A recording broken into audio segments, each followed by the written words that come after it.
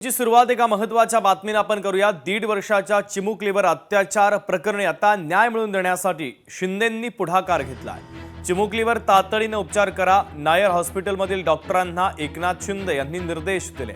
तर नराधमाचा तातडीने शोध घेण्याचे पोलिसांना त्यांनी निर्देश दिलेले आहेत।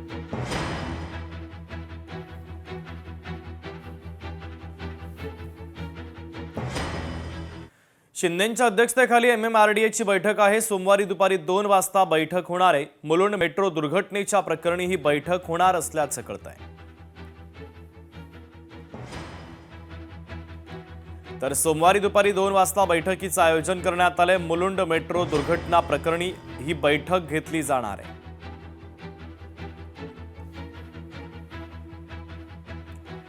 जैन मुनी यांनी उपमुख्यमंत्री एकनाथ शिंदे यांची भेट घेतली। ठाण्यातील लुईसवाडीमध्ये भेट घेतली।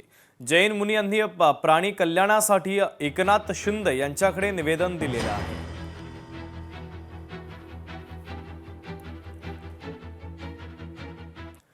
बारामती तालुक्यातील कणेर येथील वन उद्यानाची पार्थ पवार यांनी पाहणी केली। दर शनिवारी किंवा रविवारी अजित पवार हे विकास कामांची पाहणी करायचे। अजित पवारांच्या अकाली निधनानंतर पार्थ पवार यांनी आज पाहणी केलेली आहे।